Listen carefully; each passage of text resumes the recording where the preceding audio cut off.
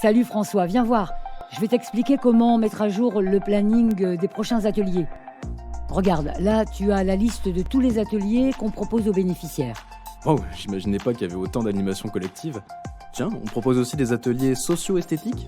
Oui François, c'est d'ailleurs l'un des ateliers qui a le plus de succès. On part du principe que la question de l'alimentation peut être abordée sous des angles différents. Le bien-être et l'estime de soi ont un rôle important dans l'insertion sociale et professionnelle. Ah, je comprends. Mais concrètement, quand on parle d'estime de soi, ça veut dire quoi ? 2 définitions pourraient résumer ce qu'est l'estime de soi.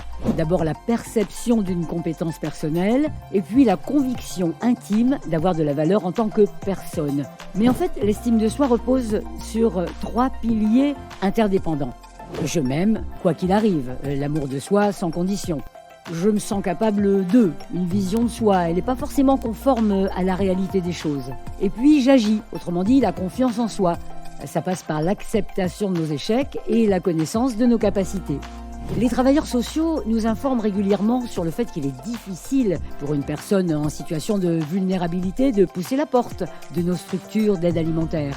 On entend souvent ces mots « j'ai honte »,« je suis gêné »,« j'ai peur du regard des autres », et si je rencontrais quelqu'un de mon entourage, ou encore « j'ai pas envie de prendre la place d'un plus précaire que moi ». Quand on se dévalorise, c'est plus compliqué d'affronter une difficulté, de devenir acteur dans notre accompagnement ou encore d'aller à un entretien d'embauche. C'est donc essentiel de comprendre et d'accompagner les personnes à surmonter ces sentiments négatifs pour leur donner à nouveau envie d'agir. Oui, tu as raison. Si j'ai bien compris, l'estime de soi, c'est comment on se voit, et si ce qu'on voit, on l'aime ou pas. Je comprends mieux pourquoi on propose ce type d'atelier. C'est vrai qu'au départ, ça me paraissait un peu secondaire. Tu penses qu'à mon niveau, et en tant que bénévole, je peux aider un bénéficiaire à avoir une meilleure estime de lui-même ? Bien sûr François, on a tous un rôle à jouer, et notamment dans notre savoir-être. Tu peux par exemple apporter un regard bienveillant et sans jugement quand tu croises un bénéficiaire, ou bien tu le complimentes sincèrement sur une qualité, sur un look, sur une démarche qu'il a réalisée, une présentation qu'il a faite. Tu peux aussi l'informer sur les ateliers qu'on propose. Les ateliers qu'on propose sont riches et précieux. Ils vont permettre de retisser du lien social.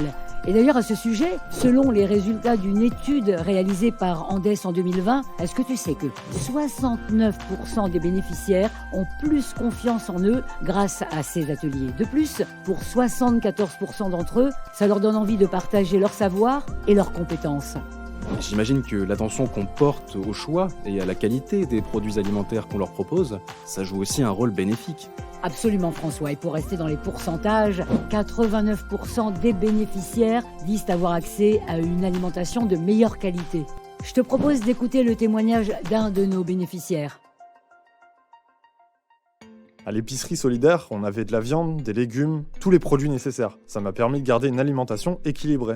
J'ai été agréablement surpris sur la qualité et le choix. Tous les jours, j'ai pu proposer à mes enfants un menu équilibré, et ça, c'est important quand on est parent. J'ai aussi participé aux ateliers bien-être et estime de soi. Depuis, je suis beaucoup plus à l'aise pour me présenter devant un groupe et savoir comment parler de moi.